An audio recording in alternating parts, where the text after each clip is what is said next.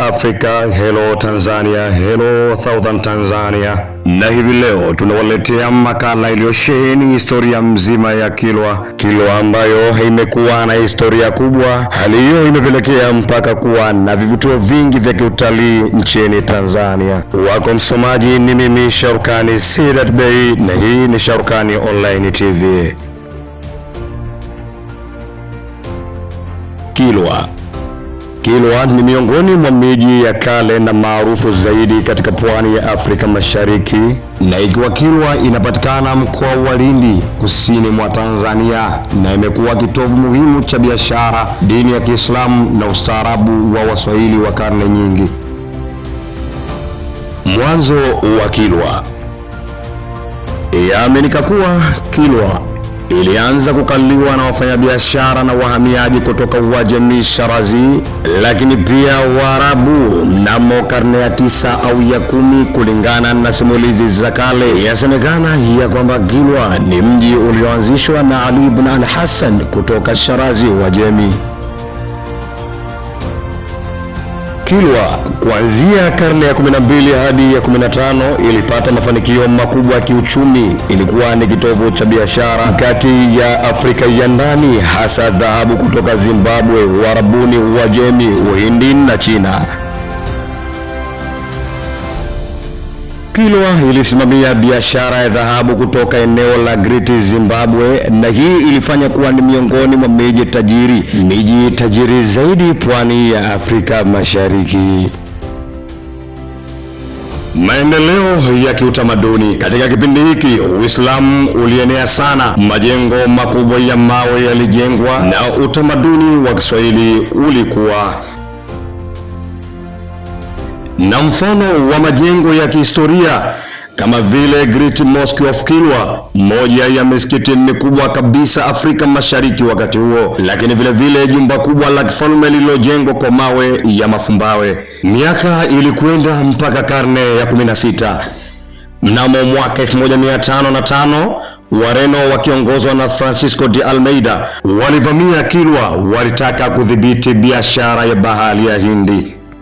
Na baada ya uvamizi huo, utawala wa Kilwa ulidhoofika, biashara ilipungua, mji ulianza kupoteza hadhi yake. Na karne ya 18 hadi ya 19, baada ya Wareno kudhoofika, Waarabu kutoka Oman walichukua udhibiti wa pwani ya Afrika Mashariki ikiwemo Kilwa, lakini kwa bahati mbaya wakati huo mji wa Kilwa haukurudi tena kwenye hadhi yake, yaani kwenye utukufu wake wa zamani. Kipindi cha ukoloni. Baadaye Kilwa iliingia chini ya Wajerumani mwishoni mwa karne ya 19 na Waingereza baada ya vita vikuu vya kwanza vya dunia.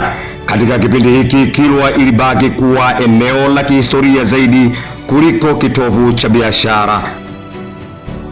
Kilwa leo Kilwa Kisiwani ni tovuti ya urithi wa dunia UNESCO, lakini vile ni kivutio kikubwa cha utalii. Achilia mbali vile ni alama ya ustaarabu wa Waswahili. Magofu yake yanathibitisha ustaarabu mkubwa uliowahi kuwepo mara hapo. Umuhimu wa Kilwa katika historia ya Tanzania. Namba 1, ni chimbuko muhimu cha ustaarabu wa Kiswahili. Namba 2, ilisaidia kueneza Uislamu Afrika Mashariki. Namba 3, ilikuwa daraja la biashara kati ya Afrika na Asia. Na namba 4, ni sehemu ya fahari ya historia ya Tanzania. Asili ya jina la Kilwa. Baadhi ya wanahistoria wanaamini jina la Kilwa linaweza kuwa limetokana na neno la Kiarabu qal'a, ikiwa na maana ya ngome au jengo la kujihami, lakini vile kwa maana ya Kiarabu tena.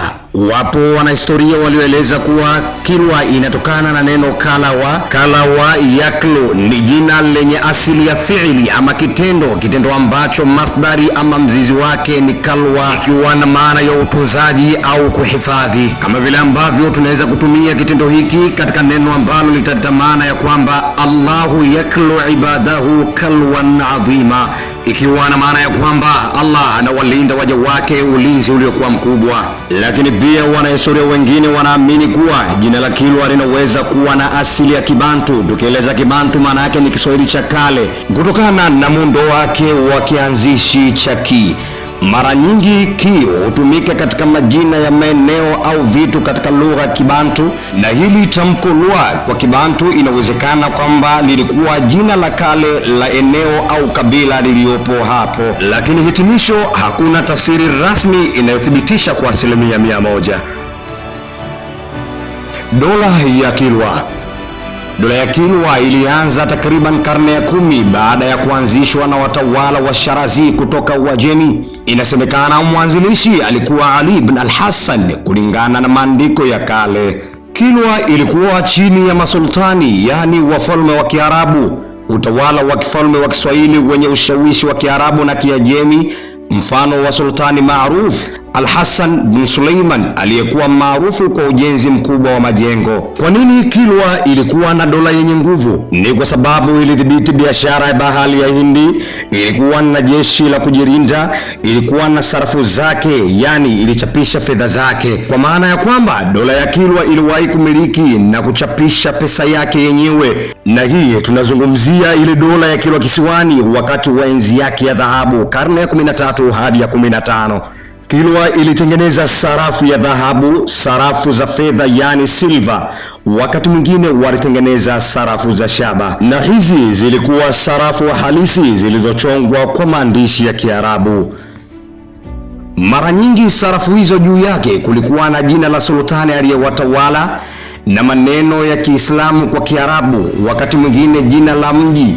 Hii inaonyesha kuwa Kilwa ilikuwa na mamlaka kamili ya kisiasa, ilikuwa na dola huru, lakini pia ilikuwa na uchumi imara. Sarafu za Kilwa zilitumika ndani ya mji, zilitumika katika biashara ya bahari ya Hindi, na hii ilionyesha kuwa Kilwa ilikuwa na mtandao mkubwa wa kibiashara. Kilwa Kisiwani iliingia dini ya Uislamu kuanzia karne ya 9. Maelezo ya kihistoria yanaeleza kuwa Uislamu uliingia pwani ya Afrika Mashariki kupitia wafanyabiashara Waarabu wa Shirazi wa Ajemi waliokuja kwa biashara kwa bahari ya Hindi. Yasadikika kuwa uhamiaji wa Shirazi walifika Kilwa karibu karne ya 10, lakini kabla yao tayari kulikuwa na athari ya Kiislamu katika pwani. Kufika karne ya 11, Uislamu ulikuwa tayari umekamilika sana Kilwa, na ushahidi wa hilo kujengwa kwa Great Mosque of Kilwa karne ya 11 ni ushahidi kuwa jamii ya Kiislamu ilikuwa tayari imekita mizizi. Lakini pia makaburi ya kale yenye maandishi ya Kiarabu pia yanaonyesha uwepo wa Uislamu mapema sana. Kwa kifupi ni kwamba Uislamu uliingia Kilwa karne ya 9, ulianza kuimarika sana karne ya 10 hadi ya 11, ikawa dini kuu ya mji kuanzia karne ya 12 na kuendelea. Lakini vile vile historia yatueleza kuwa Kilwa Kisiwani ndio sehemu pekee ambayo iliweza kukusanya takriban misikiti 99, na kwa kauli isiyopingika Kisiwani ya sasa imeweza kuongeza msikiti mwingine mmoja unaotimiza idadi ya misikiti 100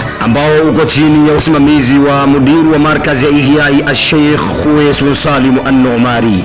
Ama kwa hakika Kilwa ina historia, Kilwa ina miujiza ambayo huwezi kuona pengine zaidi ya Kilwa. Kilwa Kisiwani ndio sehemu pekee ambayo utaenda kushuhudia jahazi iliyogeuka jiwe, macho yako yataona na historia itakueleza kama vile historia ilivyoweza kujieleza. Mpaka kufikia hapa tuamini kwamba umejichukulia maarifa makubwa na historia kubwa kuhusiana na Kilwa, na kumbuka ya kwamba kila inavyotajwa Kilwa kihistoria kwa kiasi kikubwa sana tambua imetajwa Kilwa Kisiwani. Kalamu na chini wanangu Mwanaga Kundungu Kumeyo Mwanja. Makala hii imetayarishwa na mimi Fahari Yanekani Family, Ruangwa wilayani Mandarawe ndo Katani na Chinyimba mabegani nyumbani kitovu ndo kilikozikwa. Ni mimi mwanafunzi wa Ihya Islamic Education Center Kilwa Masoko, Sharukani Sirat Bay kupitia Sharukani Online TV. Usisahau kusubscribe